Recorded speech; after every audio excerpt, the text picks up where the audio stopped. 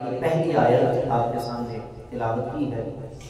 اللہ رب العزت جل شانہ ارشاد فرماتا ہے سبحان الذی اسری بعبدہ، پاک ہے وہ ذات جس نے سیر کرائی بعبدہ اپنے بندہ خاص،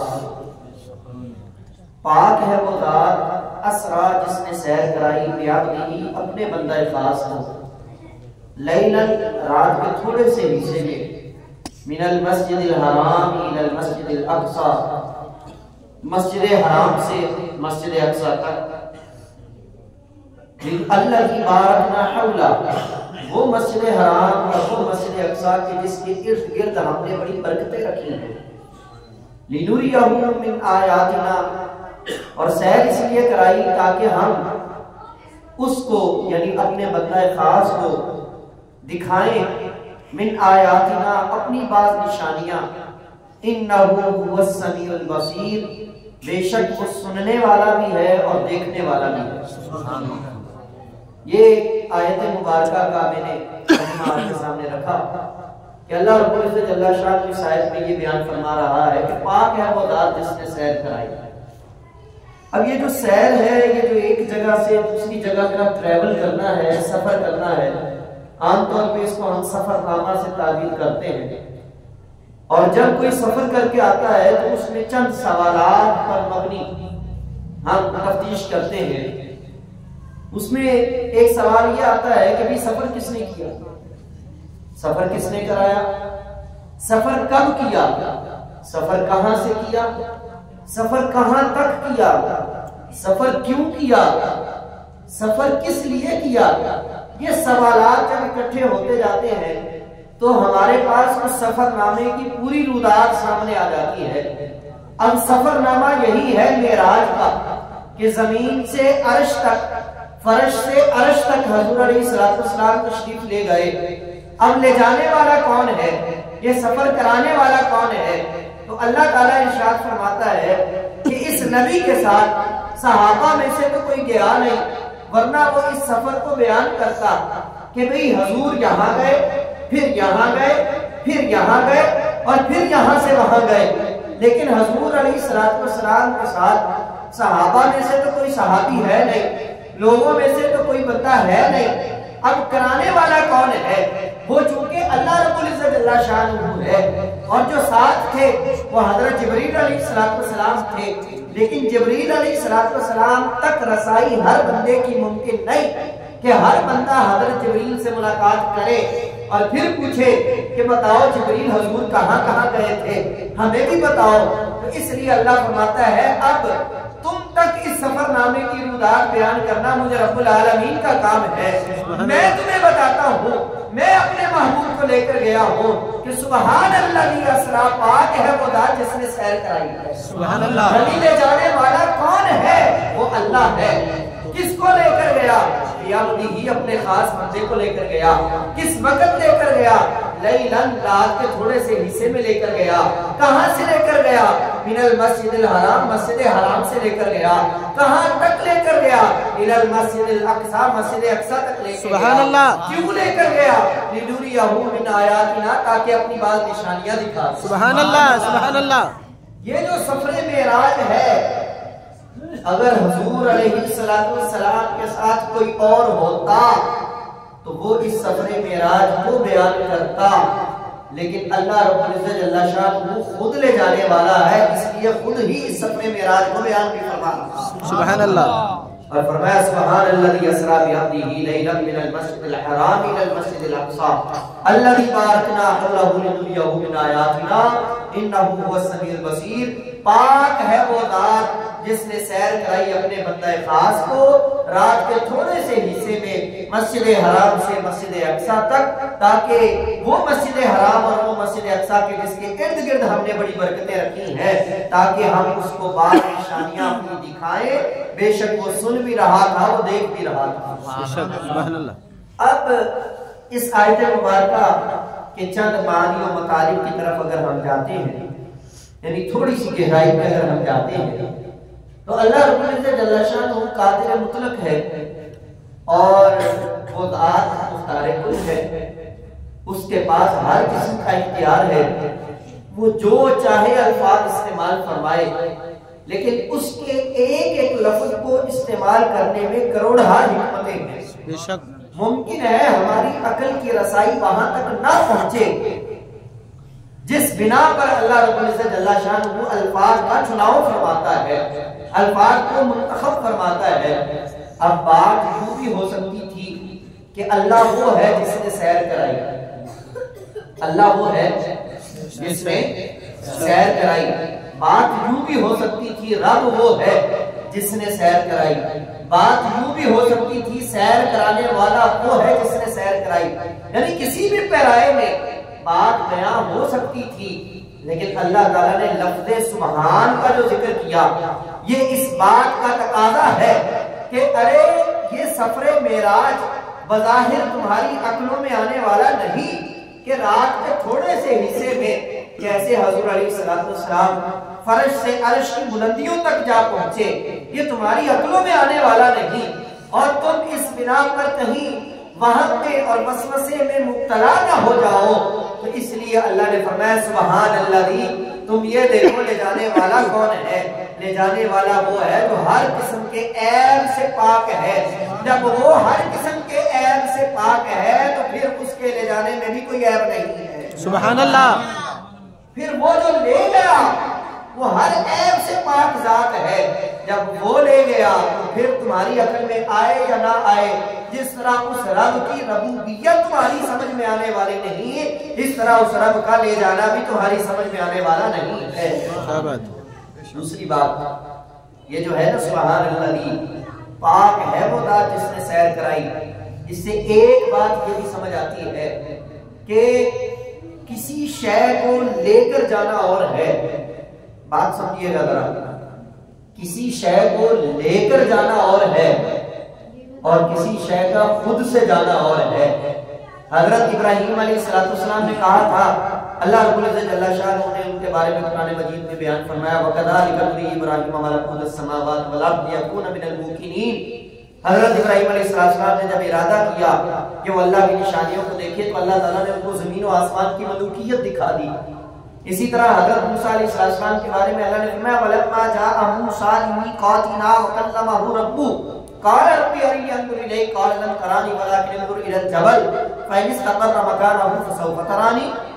حضرت موسیٰ علیہ السلام کے بارے میں اللہ نے فرمایا کہ جس وقت موسیٰ ہم سے ملنے آئے، موسیٰ ہم سے ملنے آئے تو ہم نے کہا کہ اے موسیٰ تو ہمیں نہیں مل سکتا، تو دیکھنا چاہتا ہے، ربی ارنی، اے اللہ مجھے اے رب تو اپنا آپ دکھا۔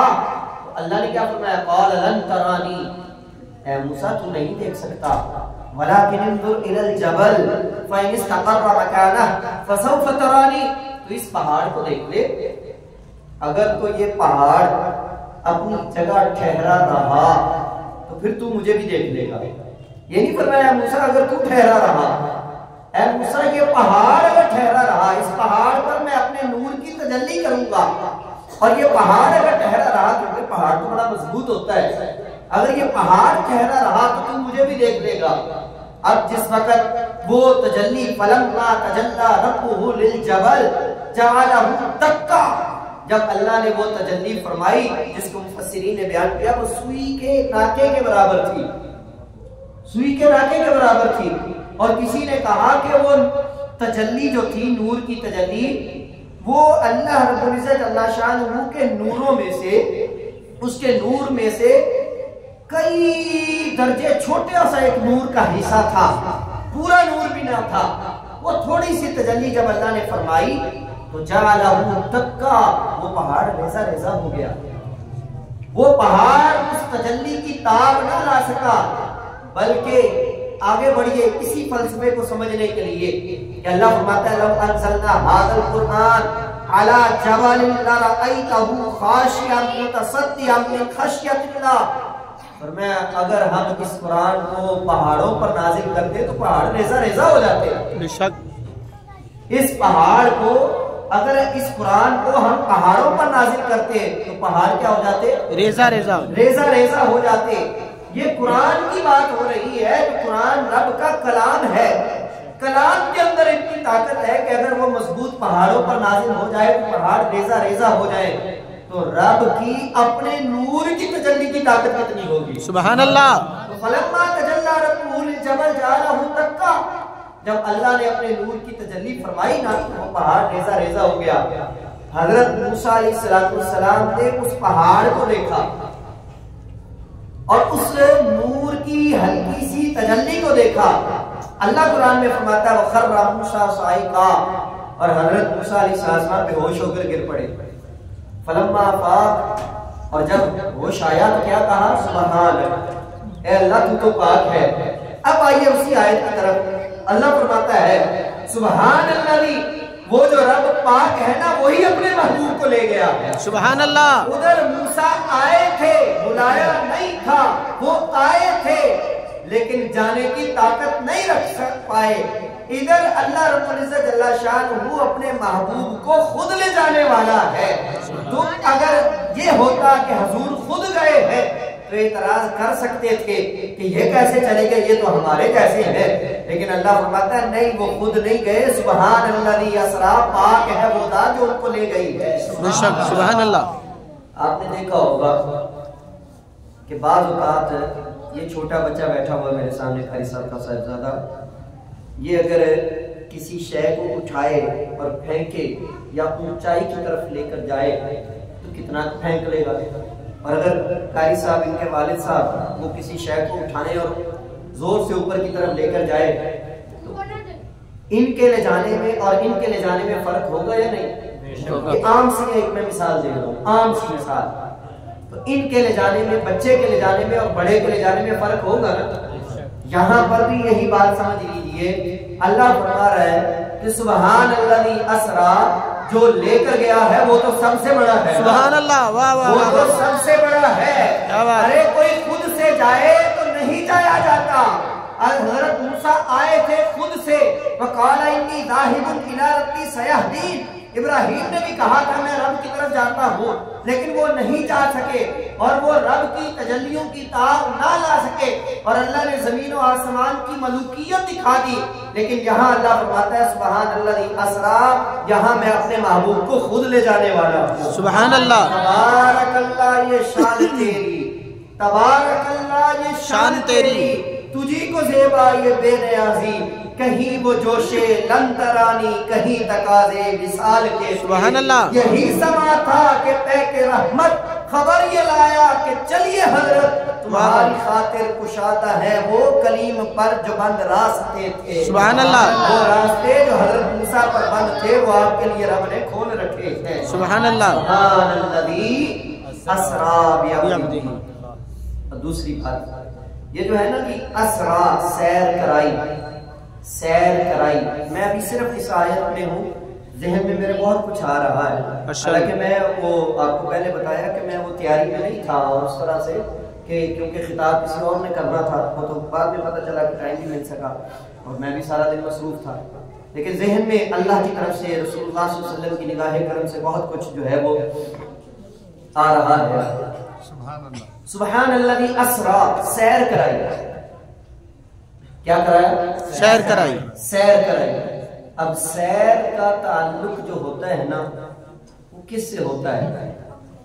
سیر جو کسی کو کرائی جاتی ہے وہ مجبوری میں نہیں ہوتی، وہ خوشی میں ہوتی ہے. بے شک.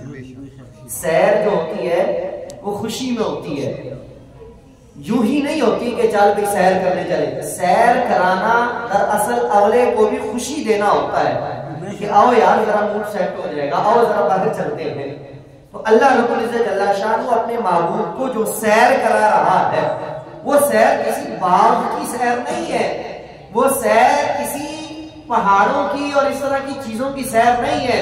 وہ سیر ہے تو عرش کی بلندیوں کی سیر ہے. سبحان اللہ. وہ سیر ہے تو بیت المعمور کی سیر ہے. وہ سیر ہے تو جنت کی سیر ہے. وہ سیر ہے تو اس سیر میں کوئی بیل بوٹے نہیں دیکھنے، کوئی درخت نہیں دیکھنے، کوئی اور چیزیں نہیں دیکھنی، بلکہ خود رب العزت جل شانہ کا دیدار کرنا. سبحان اللہ. اللہ فرما رہا ہے سبحان اللہ اسرا، پاک ہے وہ ذات جس نے سیر کرائی. کس کو کرائی؟ بعبدہ، اپنے بندہ خاص کو. یہاں یہ بھی کہہ سکتا تھا بنبی ہی، اپنے نبی کو، برسول ہی، اپنے رسول کو نہیں کہا. کیوں نہیں کہا؟ رسول اور نبی وہ ہوتا ہے جو بلندیوں سے پستیوں کی طرف آتا ہے. جو عرش سے فرش کی طرف آئے اسے رسول کہتے ہیں، جو عرش سے فرش کی طرف آئے اسے نبی کہتے ہیں. بندہ وہ ہوتا ہے جو فرش سے عرش تک جائے. اللہ نے فرمایا سبحان الذی اسری بعبدہ. یہ چونکہ سیر جو تھی یہ فرش سے عرش پر جانے کی تھی، اس کی اللہ فرما رہا ہے سبحان الذی اسری بعبدہ. پاک ہے وہ ذات جس نے اپنے بندے کو سیر کرائی. ارے وہ جانے والا کوئی عرش سے آیا ہوا نہیں ہے، وہ جانے والا یہ فرش کا ہی ہے. وہ تمہارے درمیان رہنے والا تھا، اے مکے کے لوگوں، اے مدینے کے لوگوں. وہ تمہارے درمیان رہنے والا شخص تھا، وہ عرب قبیلے کا ہی تھا، وہ بنو ہاشم کا ہی تھا، وہ بنو قریش کا ہی تھا، وہ اسی قبیلے، وہ اسی خاندان کا تھا. بعبدہ ہی، وہ ایک بندہ ہی تھا جس کو اللہ نے سیر کرائی. سبحان اللہ. نبی نہیں کہا، رسول نہیں کہا، محبوب نہیں کہا، عبد کا لفظ استعمال فرما کے اللہ تعالیٰ نے ایک اور اشارہ ہمیں دے دیا. اور وہ کیا ہے؟ وہ یہ ہے کہ عبد کون ہوتا ہے؟ عبد وہ ہوتا ہے جس میں روح بھی ہو اور جسم بھی ہو. یہ جو بعض لوگ کہتے ہیں کہ خواب میں سیر ہوئی، تو خواب میں کوئی بندہ کہیں چلا جائے تو وہ کوئی اہمیت نہیں رکھتا، وہ تو کہیں بھی جا سکتا ہے.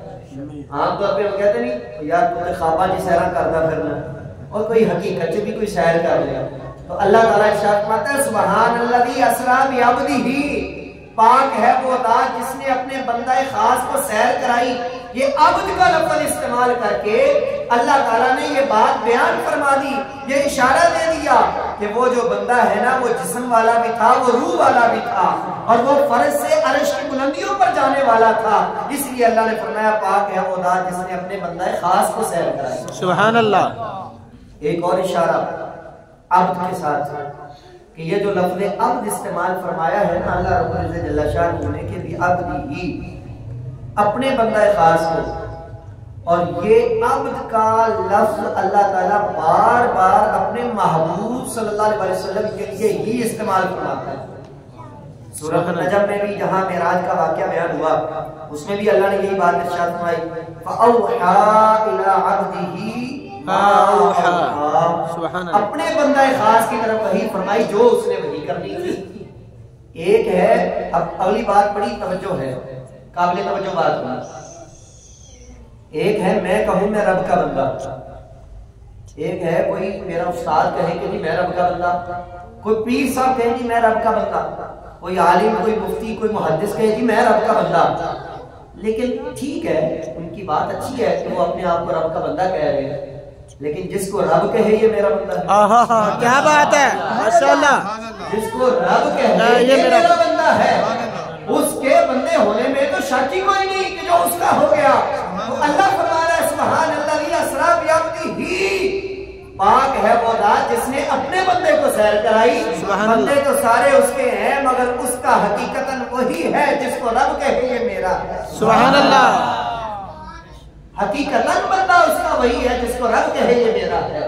سبحان الذی اسری بعبدہ لیلا.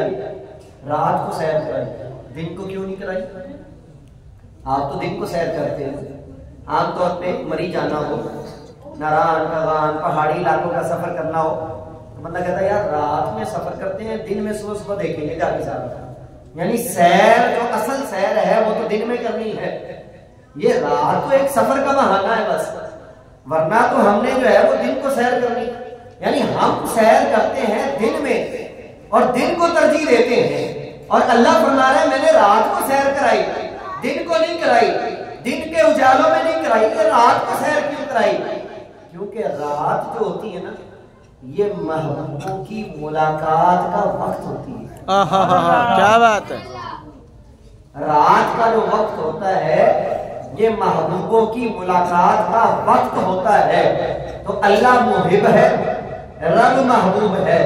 ارے میں تو مالک ہی کہوں گا کہ ہو مالک کے حبیب، سبحان اللہ، محبوب و محب میں نہیں تیرا میرا، سبحان اللہ، محبوب تجھے رات کے وقت میں بلانا ہے، رات کے وقت میں سیر کرانی ہے، جب تارے بھی نکلے ہو، جب چاند بھی نکلا ہو، جب آسمانوں کی سیر ہے تو آسمان بھی سجے ہوئے ہو، ورنہ دن کے وقت کی سیر زمین کی سیر ہوتی تو پھر سیر ہوتی کہ سورج کا رخ وہ زمین کی طرف ہے، ہر چیز نظر آ رہی ہے، لیکن نہیں، اب جو ہے وہ ہم تمہیں رات کو سیر کرائیں گے جب آسمان بھی سجے ہوگے، جب ہر طرف جو ہے وہ ایک جگمگاہٹ ہوگی، اس وقت میں ہم تجھے سیر کرائیں گے۔ تو فرمایا سبحان الذی اسریٰ بعبدہ لیلا، پاک ہے وہ ذات جس نے اپنے بندہ خاص کو رات کے وقت میں سیر کرائی، سبحان اللہ۔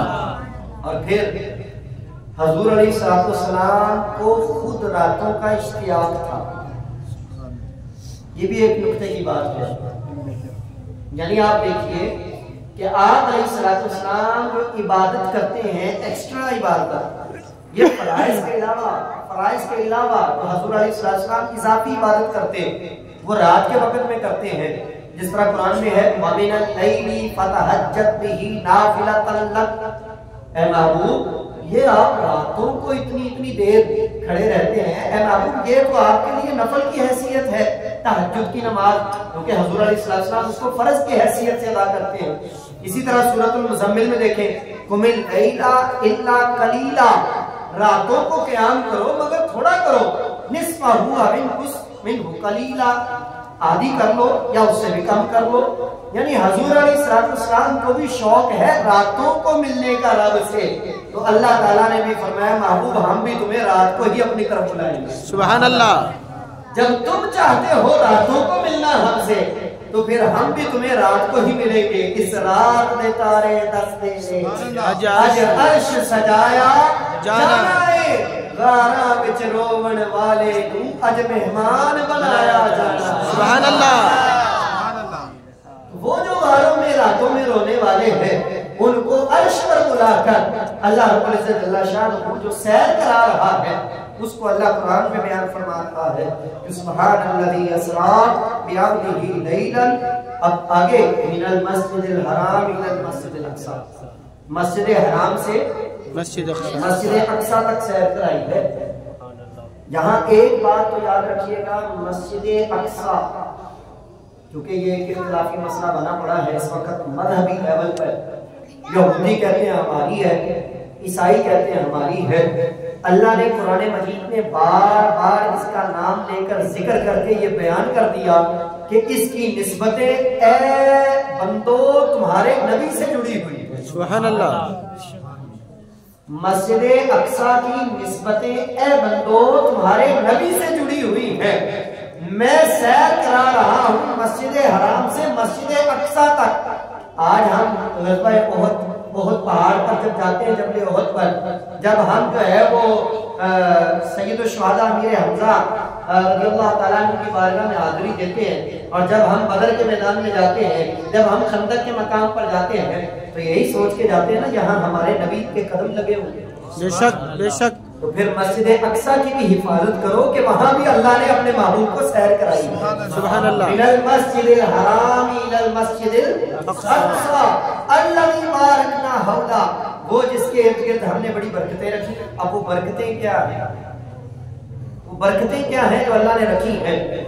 اور وہ برکتوں والی جگہ پر لے جایا گیا حضور علیہ السلام کو، حالانکہ حضور علیہ السلام خود باعث برکت ہے۔ بے شک قرآن مجید میں اللہ تعالیٰ نے غزوہ تبوک میں شرکت نہ کرنے والے منافقین کی سختی اور مذمت بیان کرتے ہوئے ارشاد فرمایا وَلَا تُصَلِّ عَلَىٰ أَحَدٍ مِّنْهُمْ مَاتَ أَبَدًا وَلَا تَقُمْ عَلَىٰ قَبْرِهِ، محبوب آپ نے ان کی نماز جنازہ نہیں پڑھنی اور ان کی قبر پہ کھڑے بھی نہیں ہونا، کیوں؟ کہیں ان کو برکت نہ مل جائے آپ کے وجود کی، کہیں ان کو آپ کے وجود کی برکت نہ مل جائے۔ اسی طرح قرآن مجید میں اللہ فرماتا ہے وَمَا كَانَ اللَّهُ لِيُعَذِّبَهُمْ وَأَنْتَ فِيهِمْ، اے محبوب آپ کے ہوتے ہوئے میں ان کو عذاب نہیں دیتا، ورنہ کتنی قوموں کو میں نے تو ملیا میٹ کر دیا، میں نے تو ان کو ہلاک کر ڈالا، اے محبوب آپ کی وجہ سے میں ان کو عذاب نہیں دے رہا کہ وما ارسلناک الا رحمۃ للعالمین، ہم نے آپ کو تمام جہان والوں کے لیے رحمت بنایا ہے۔ یہ آیات غور کرنے کا مقصد آپ کو یہ سمجھانا ہے کہ حضور صلی اللہ علیہ وسلم کا وجود باعث برکت ہے۔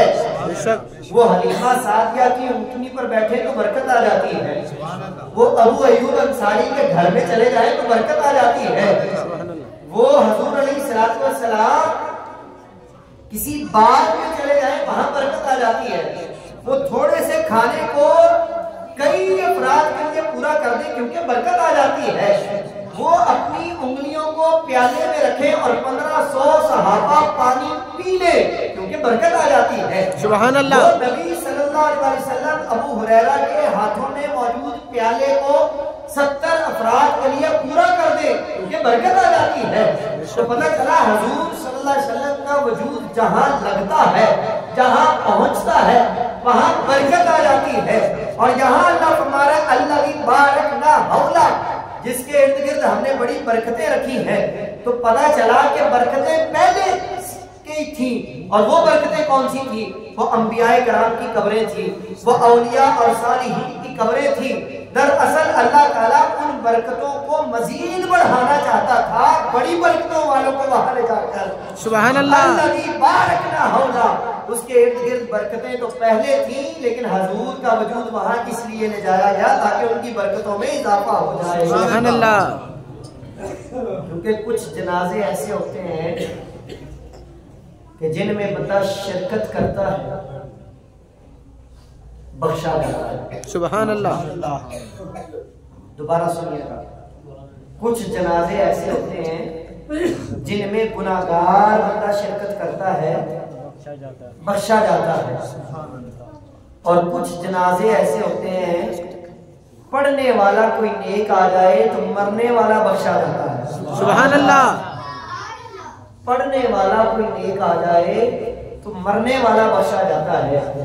الذی بارکنا حولہ، برکتیں تو پہلے تھی لیکن حضور علیہ السلام کی وجود والا رات کو وہاں لے جانے کا مقصد یہ تھا برکتوں میں اضافہ ہو جائے۔ فرمایا انہ هو السمیع البصیر، وہ سننے والا بھی تھا اور دیکھنے والا بھی۔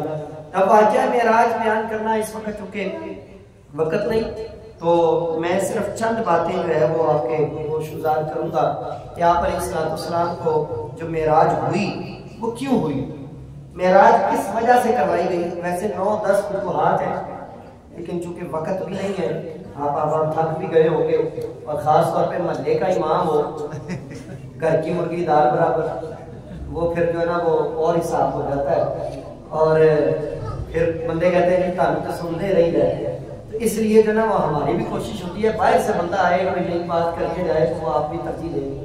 بہرحال میں اس کے 10 پوائنٹس میں سے چند پوائنٹس آپ کے سامنے رکھتا ہوں کہ حضور کو معراج کیوں کروائی گئی۔ نمبر 1، اللہ رب العزت جل شانہ نے اپنے نبی صلی اللہ علیہ وسلم کو معراج اس لیے کروائی تاکہ شہادت کی تکمیل ہو جائے۔ کیا ہو جائے؟ شہادت کی تکمیل ہو جائے۔ شہادت کی تکمیل ہو جائے۔ مطلب میں آسان کر دیتا ہوں آپ کے لیے اور آپ کو بڑا لطف آئے گا، بڑا لطف آئے گا، میرا وجدان کہتا ہے کہ آپ کو لطف آئے گا انشاءاللہ۔ شہادت کی تکمیل اس لحاظ سے کہ سارے نبی کہتے ہیں کہ اللہ ہے مان لو، اللہ ہے مان لو۔ حضرت موسیٰ علیہ السلام سے قوم نے کہا تھا کہ ہم تو نہیں مانیں گے جب تک اس کو کھلم کھلا دیکھ نہ لیں، ہم تو نہیں مانیں گے، ہم تو اس رب پر ایمان نہیں لائیں گے جب تک دیکھ نہ لیں۔ تو حضرت موسیٰ نے کہا میں نے خود نہیں دیکھا، تمہیں کیسے دکھا دوں؟ میں نے خود نہیں دیکھا۔ اسی بنا میں ان کے دل میں خواہش پیدا ہوئی ربی ارنی عالم، مجھے تو دکھا، قوم کو نہ دکھ رہی، قوم تجھے نہ دیکھے میں تو تجھے دیکھ لوں۔ حضرت آدم، حضرت موسیٰ، حضرت عیسیٰ، حضرت ایوب، حضرت یعقوب، حضرت ابراہیم، بڑے بڑے نبی آئے۔ کیا تعداد ہے؟ 1,24,000 کم و بیش انبیاء اور رسول۔ 26 نبیوں کا نام قرآن میں موجود ہے، 26 کا نام قرآن پاک میں ہے، اور باقی جو نام ہے نبیوں کے وہ ہمیں حدیث سے ملتے ہیں۔ اتنے نبیوں نے آ کر کہا کہ رب ہے مان لو، कोई तो ऐसा होना चाहिए जो देख कर कहे हाँ मैं देख आया हूं, मान लो। सुभान अल्लाह। अल्लाह ने फरमाया महबूब आजा तू मुझे देख ले। सुभान अल्लाह। तेरा देख लेना ऐसे होगा जैसे सबने देख लिया। सुभान अल्लाह। इमाम की किरात मुक्तदी की किरात होती है, जब तू मुझे देख लेगा ऐसे हो जाएगा जैसे सारे नबियों ने मुझे देख लिया। सुभान अल्लाह। तो वो जो शहादत की तकमील थी, उस तकमील के लिए अल्लाह ताला ने अपने महबूब को मेराज कर दिया। सुभान अल्लाह। हजूर को मेराज क्यों करवाई गई? कुरान मजीद की एक आयत है सूरह तौबा की, इन्नल्लाह अश्तरा मिनल मुमिनीना अनफुसहुम व अमवालहुम बिअन्ना लहुमुल जन्नह।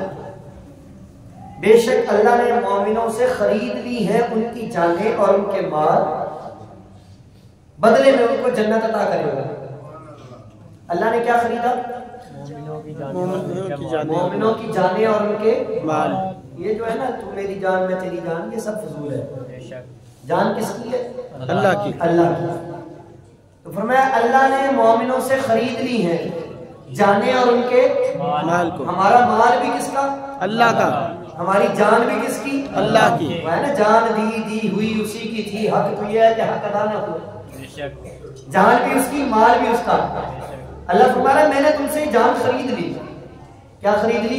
जान। माल भी खरीद लिया और बदले में क्या दिया? जन्नत। ये क्या नाम है जी आपका? ये मैं मिसाल देने लगा हूं आपको समझाने के लिए। नबील साहब से मैं मोबाइल खरीदता हूं और बदले में इनको 50,000 रुपया देता हूं। मोबाइल को मैं देखूंगा, परखूंगा, ये 50,000 को गिनेंगे, परखेंगे, देखेंगे, ये अब हमारा सौदा हो गया। ये बात समझ आ गई?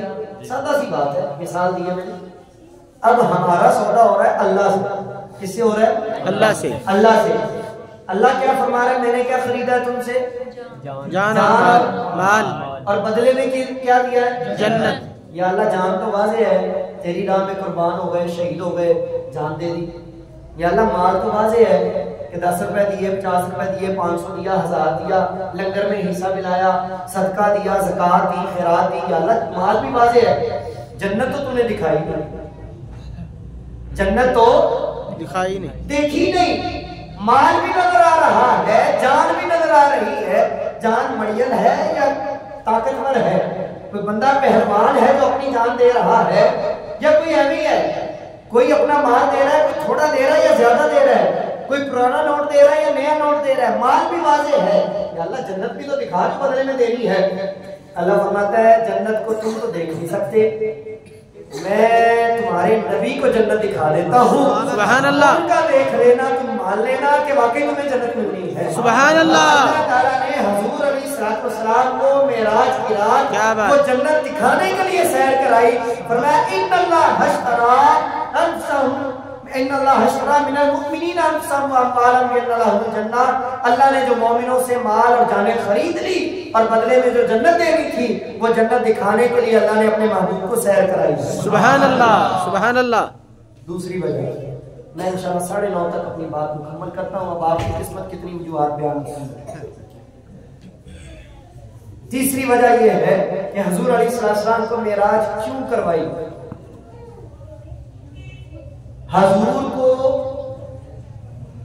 हुजूर के खजाने दिखाने के लिए। सुभान अल्लाह। क्या कहा मैंने? हुजूर को हुजूर के खजाने दिखाने के लिए। हुजूर के ही खजाने दिखाने के लिए। मैं कहता हूँ नबील भाई ये मोबाइल आपका है, ये कहते हैं यार दिखाओ तो सही, दिखाओ तो सही। अगर ये मेरा है तो मुझे तो दिखाओ, अगर ये मेरा है। अल्लाह फरमा रहा है महबूब जन्नत आपकी, सुभान अल्लाह। जन्नत के दरख्त आपके, सुभान अल्लाह। जन्नत का पत्ता पत्ता आपका, नहरें आपकी, आबे कौसर आपका, जिसको आप चाहे जन्नत दे दे। सुभान अल्लाह। बल्कि हुजूर के नवासे जन्नत के नौजवानों के सरदार, सुभान अल्लाह। हुजूर की बेटी जन्नती औरतों की सरदार। ए नबी सारे खजाने तेरे, حضرت آدم کی توبہ قبول ہوتی ہے، اللہ فرماتا ہے آدم تجھے کیسے محمد کا پتہ چلا جس کے وسیلے سے تو نے دعا مانگ لی؟ حضرت آدم کہتے ہیں باری تعالیٰ میں نے دیکھا جنت کے درختوں پر وہ اللہ کے ساتھ محمد لکھا ہوا ہے، سبحان اللہ، میں نے دیکھا کہ تیرے عرش پر اللہ کے ساتھ محمد لکھا ہوا ہے، میں نے دیکھا جنت کے دروازوں پر اللہ کے ساتھ محمد لکھا ہوا ہے، تو میں سمجھ گیا کہ اللہ تو اللہ ہے، یہ جو ساتھ نام لکھا ہوا ہے یہ عام نام نہیں ہے، یہ نام کوئی کام بگڑنے نہیں دیتا، بگڑے بھی بن جاتے ہیں یہ نام محمد، سبحان اللہ، سبحان اللہ، بگڑے بھی بنا دیتا ہے سب کام یہ نام محمد، تو یہ نام کوئی عام نام نہیں ہے۔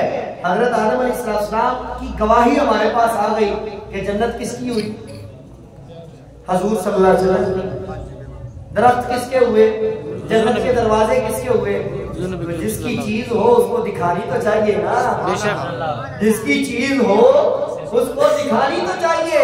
معراج اسی لیے کروائی گئی، حضور آ جائے، جو کچھ آپ کا ہے آپ کو دکھا دیں، یہ واقعی ہم نے سب کچھ آپ کو دے دیا، سبحان اللہ، سبحان اللہ۔ جس طرح حضور علیہ السلام نے فرمایا اوتیت بمفاتیح خزائن الارض والسماء، اللہ نے مجھے زمین و آسمان کے خزانوں کی کنجیاں عطا فرما دی ہیں، واللہ یؤتی وانا قاسم، اللہ عطا کر رہا ہے میں تقسیم کر رہا ہوں، سبحان اللہ۔ وہ جو اللہ نے حضور کو جتنا کچھ دیا وہ اللہ نے دکھانے کے لیے حضور کو معراج کروائی، سبحان اللہ۔ وقت کے حساب سے میں آخری میں بیان کر رہا ہوں، اور اس وجہ کے ساتھ میں آخرت کی طرف آپ کو لے کے جا رہا ہوں اور اپنی بات کو مکمل کرنے لگا ہوں۔ حضور صلی اللہ علیہ وسلم کو معراج کیوں کروائی؟ قیامت کی ہیبت سے بچانے کے لیے۔ کیا کہا جی؟ میں اس لیے آپ سے دوہرا رہا ہوں تاکہ آپ کو چلے کچھ نہ کچھ تو پلے پڑے نا، انشاءاللہ۔ قیامت کی ہیبت سے بچانے کے لیے۔ کس کے لیے؟ قیامت کی ہیبت سے بچانے کے لیے۔ دوبارہ، قیامت کی ہیبت سے بچانے کے لیے نہیں، میں آپ کو آخرت کی طرف لے کے جانا چاہ رہا ہوں اور آپ کو حضور کی شان دکھانا چاہ رہا ہوں، بتانا چاہ رہا ہوں کس لیے حضور کو معراج کروائی؟ قیامت کی ہیبت سے بچانے کے لیے، ہیبت سے بچانے کے لیے، بچانے کے لیے۔ اب اس پر سنیے گا بات، قرآن مجید میں واقعہ ایک ملتا ہے، اللہ فرماتا ہے اے موسیٰ القی عصاک، اپنا عصا پھینک۔ کافر جادوگر سارے کے سارے تیرے مقابلے میں آئے بیٹھے ہیں، تجھے پریشان کر رہے ہیں اور تجھے نیچا دکھانا چاہتے ہیں، ہم تجھے نیچا نہیں ہونے دیں گے، القی عصاک، اپنا عصا پھینک نہ ذرا۔ حضرت موسیٰ نے کہا مسئلہ کوئی نہیں، یہ تو ڈنڈا ہی ہے نا، میں پھینک دیتا ہوں۔ پھینکا، فلما رآہا تہتز کانہا جان، جیسے ہی پھینکا تو دیکھا یہ تو ایک بہت بڑا اژدہا بن گیا، واللہ مدبرا، حضرت موسیٰ پیچھے پھٹ گئے۔ اللہ نے کیا فرمایا؟ لا تخف، موسیٰ ڈر نہیں، پریشان نہیں ہو، کیا ہو گیا؟ یا اللہ یہ تو ڈنڈا تھا میرا، یہ کیا بن گیا اس کو؟ اللہ نے فرمایا یہ میں تجھے دکھا اس لیے رہا ہوں کہ جب تو ان جادوگروں کے سامنے جائے کہیں خود ہی نہ ڈر جائے۔ کیا بات ہے؟ اب بات سمجھیے گا ذرا، جی جی ماشاءاللہ۔ تجھے دکھا عصا یہاں پر پریکٹس اس لیے کروائی ہے کہ کہیں جادوگروں کے سامنے جا کے تو خود نہ پریشان ہو جائے کہ یہ کیا بن گیا۔ اللہ تعالیٰ حضور کو معراج کروا رہا ہے، جنت دکھا رہا ہے، ایک ایک شے دکھا رہا ہے، بلکہ اپنا دیدار کروا رہا ہے تاکہ قیامت کے دن اپنی گناہگار امت کی بلا جھجک بخشش کروا سکے۔ کہیں محبوب اپنے رب کا دیدار کر کے خود پریشان نہ ہو جائے، خود جلووں میں گم نہ ہو جائے، ایک چیز جو دیکھی ہوگی اس کے جلووں میں اس قدر مگن نہ ہو جائے، اس لیے فرمایا اے محبوب ہم راتوں رات تمہیں اپنے پاس بلا لیتے ہیں تاکہ قیامت والے دن بغیر کسی خوف کے تم اپنی گناہگار امت کی بخشش کروا سکو۔ سبحان اللہ، عرش حق ہے مسند رفعت رسول اللہ کی، عرش حق ہے مسند، مسند کسے کہتے ہیں؟ بیٹھنے کی جگہ، جس کا جو مقام ہو کہتے ہیں کہ فلاں فلاں جگہ کا سجادہ نشین ہے۔ عرش حق ہے مسند رفعت رسول اللہ کی، حضور کہاں کے سجادہ نشین ہے؟ حضور کہاں کے ہیں؟ حضور کی شان کیا ہے؟ عرش حق ہے، مسند رفعت رسول اللہ کی، دیکھنی ہے حشر میں عزت رسول اللہ۔ یہ تو ہم نے کتابوں میں پڑھا، قرآن سے دیکھا، احادیث سے دیکھا کہ اللہ نے اپنے محبوب کو کتنی شان عطا فرمائی ہے کہ عرش حق کو مسند بنا دیا حضور صلی اللہ علیہ وسلم کی۔ لیکن قیامت والے دن پتا چلے گا ہمارے نبی کی شان کتنی بڑی ہے۔ سبحان اللہ۔ سجدہ کریں گے اور اپنی گناہگار امت کو بخشواتے چلے جائیں گے۔ اللہ رب العزت جل شانہ حضور علیہ السلام جو معراج کی رات ہمیں انہوں نے یاد رکھا، ہمیں بھی یاد رکھتے رہنے کی توفیق عطا فرمائے، اور اس کے ساتھ ساتھ جو تحفہ معراج لے کر آئے نماز کا، کہ حضور علیہ السلام جس وقت اللہ کے جلووں میں گم ہے اور حضور کی آنکھوں میں آنسو ہے، تو اللہ نے فرمایا محبوب خوشی کا موقع اور آنسو کس لیے؟ فرمایا مجھے اپنی گناہگار امت کی یاد آ رہی ہے۔ یا اللہ میں تو تیرا دیدار کر رہا ہوں، میں تو معراج کی بلندیوں پہ ہوں، میری امت تو نیچے ہے نا، وہ میرے ہیں۔